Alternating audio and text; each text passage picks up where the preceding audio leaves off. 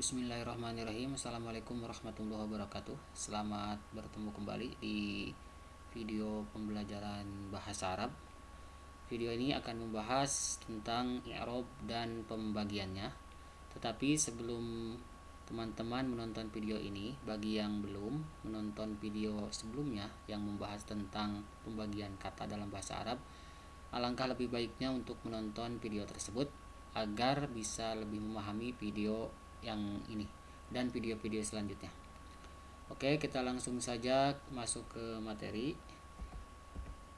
Nah, perhatikan kata Allah dalam 3 ayat berikut. Nah, di sini saya memberikan 3 contoh. Nomor 1, Bismillahirrahmanirrahim. Nah, kata Allah di sini harokat ujungnya adalah kasroh ya. Jadi dibaca Allahi. Allahi ini harokat kasroh. Tapi apa yang terjadi dengan contoh nomor 2? Contoh nomor 2, Allahu nurus samawati. Nah, di sini kita fokus ke lafaz Allah. Lafaz Allah di sini atau kata Allah di sini harokat ujungnya domah ya. Nah, sementara yang ketiga, wa'budullaha wa la tusyriku bihi syai'a. Nah, pada contoh yang ketiga ini Allah-nya itu diberi harkat, ujungnya adalah dengan harkat fathah.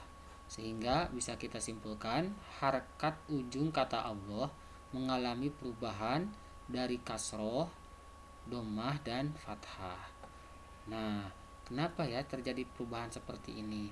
Pernahkah teman-teman berpikir bagaimana cara yang tepat untuk membaca lafaz Allah ketika tidak diberi harokat?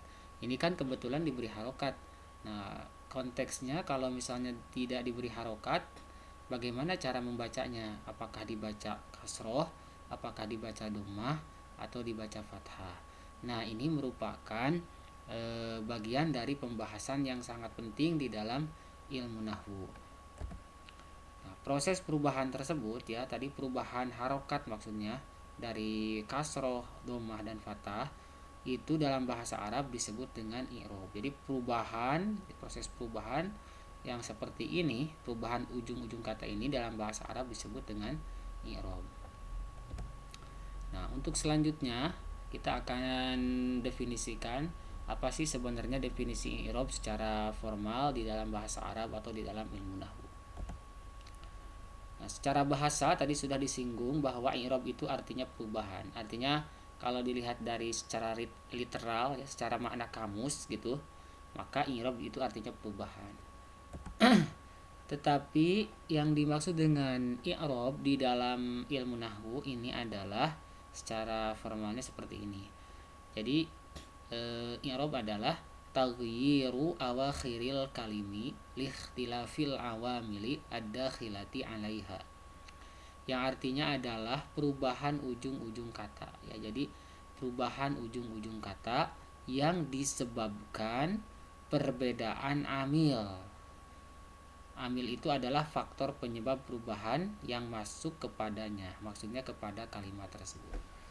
Nah, jadi ingat ya, tadi sudah disinggung bahwa i'rab adalah perubahan. Jadi yang disebut dengan i'rab di dalam ilmu nahwu adalah perubahan ujung-ujung kata. Hanya ujung katanya saja yang diperhatikan.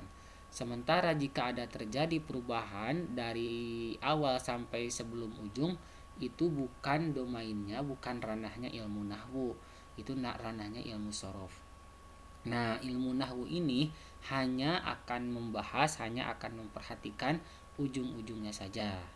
Nah, ujung-ujungnya kenapa bisa berubah-ubah ujung-ujungnya? Nah, karena terjadi perbedaan amil ya. Jangan dulu panik apa itu amil. Amil adalah faktor penyebab perubahan. Jadi ada faktor-faktor yang menyebabkan suatu kata berubah ujungnya ya, berubah ujung-ujungnya itu. Nah, amil tersebut nanti akan yang masuk ke dalam kata tersebut. Untuk lebih jelasnya kita recall kembali contoh yang tadi ya. Bismillahirrahmanirrahim. Ini di sini ada kata Allahi. Nah, kata Allahi di sini kenapa harus dibaca kasroh? Oh, karena ada amil pasti di sini yang masuk kepada kata Allahi. Amilnya adalah kata yang sebelumnya ini. Nanti untuk kedepannya kita akan tahu Kenapa dia harus kasroh? Yang jelas sekarang untuk saat ini kita cukup mengetahui bahwa Allahi ini dibaca kasroh karena ada faktor yang menyebabkan dia harus dibaca kasroh gitu ya. Nah itu adalah i'rob. Atau yang kedua misalnya Allahu nurus samawati wal ard. Nah kenapa dibaca Allahu? Oh karena ini juga ada amil yang memerintahkan, yang menyebabkan Allahu ini harus dibaca doma. Seperti ini ya. Yang ketiga, wa'budullaha wala tusyriku bihi syai'a. Di sini juga ada amil, pasti ada faktor perubahan, faktor yang menyebabkan lafaz Allah, kata Allah harus dibaca fathah. Nah, itu adalah definisi tentang i'rab. Untuk selanjutnya, kata yang mengalami perubahan disebut mu'rab. Nah, tadi kan Allah, kata Allah ini mengalami perubahan ujung-ujungnya ya. Allahi, Allahu, Allaha. Nah, karena kata Allah ini bisa mengalami perubahan, maka dia disebut dengan kata yang mu'rab ya. Kita lanjutkan. Sekarang pembagian i'rab. Ternyata i'rab ini ada pembagiannya ya. Yang namanya perubahan kan pasti tidak tunggal, pasti lebih dari satu minimal. Nah, demikian juga dengan i'rab, karena i'rab itu adalah suatu perubahan, berubahnya itu kemungkinan perubahannya itu nanti ada berapa. Nah, teman-teman bisa lihat di sini al-i'rabu, i'rab ini terbagi menjadi 4 bagian. Yang pertama ada i'rab rafa atau raf'un bahasa Arabnya. Yang kedua ada i'rab nasab atau nasbun. Yang ketiga ada i'rab jar atau jarun ya, dan yang terakhir ada i'rab jazm. Jadi i'rab itu ada 4, rafa, nasab, jar dan jazm. Nah, tetapi satu persatu dari yang keempat ini bisa kita sederhanakan pemahamannya, bahwa rafa itu memiliki tanda utama ya. Di sini tanda utamanya domah. Artinya rafa itu adalah representasi dari domah. Yang kedua nasab. Nasab adalah representasi dari fathah. Nah, ini dalam konteks ujung-ujungnya ya, karena kita sekarang berbicara ujung-ujung katanya, harokat ujungnya. Nah, nasab nasab adalah representasi dari fathah, jar adalah representasi dari kasroh, jazm adalah representasi dari sukun.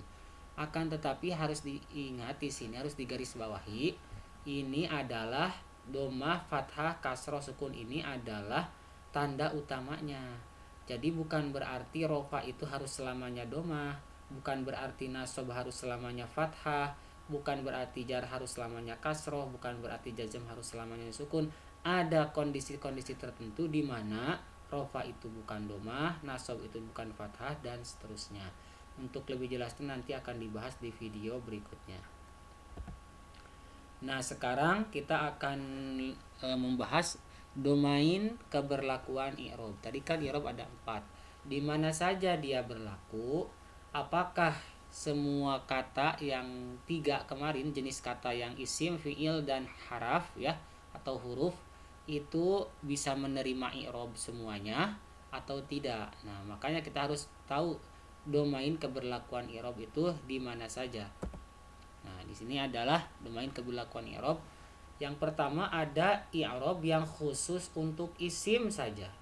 Jadi dia tidak pernah masuk ke dalam fi'il ya, ke dalam fi'il apalagi ke dalam haraf. Dia khusus untuk isim. Atau bahasa Arabnya mukhtasun bil ismi, khusus untuk isim. Yaitu yang i'rab yang khusus untuk isim adalah i'rab jar ya. Jadi kalau ada suatu kata yang beri'rab jar yang ditandai dengan tanda utamanya kasroh, maka itu sudah dipastikan isim. Karena tidak mungkin hal-hal yang lain dimasuki dengan i'rab jar. Tidak mungkin fi'il dimasuki i'rab jar. Yang kedua khusus untuk fi'il. Nah, atau mukhtasun bil fi'li. Nah, ini mohon maaf, ini adalah maksudnya bil fi'li ya. Jadi mukhtasun bil fi'li khusus untuk isim, yaitu i'rab jazm. I'rab jazm tidak pernah masuk ke dalam isim. Yang terakhir ada i'rob yang dia bisa masuk ke dalam isim dan fi'il ya. Mustarokun bainahuma, artinya dia bisa masuk ke dalam isim dan fi'il, yaitu i'rob rofa dan i'rob nasab. Oke. Untuk selanjutnya dari sini bisa kita simpulkan ya. Bisa kita simpulkan bahwa i'rob yang berlaku pada isim itu yaitu rofa, nasab dan jar ya. Ini yang berlaku pada isim ya. Rofa, nasab dan jar. Yang kedua, i'rob yang berlaku pada fi'il yaitu rofa, nasab dan jazm. Tadi terlihat ya bahwa jar ini hanya ada di sini, hanya ada di isim. Sedangkan jazm hanya ada di fi'il. Rofa, nasab ada di kedua-duanya. Selanjutnya i'rob jar hanya masuk pada isim. Oke, benar tadi. Selanjutnya i'rob jazm hanya masuk kepada fi'il. Dan harap selamanya tidak menerima i'rob.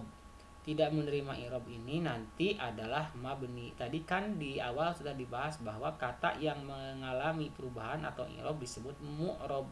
Tapi harap ini kan tidak menerima i'rob, berarti dia namanya adalah mabni.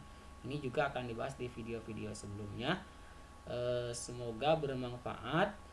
Tetap semangat untuk terus belajar. Sampai bertemu kembali di video-video berikutnya. Terima kasih. Assalamualaikum warahmatullahi wabarakatuh.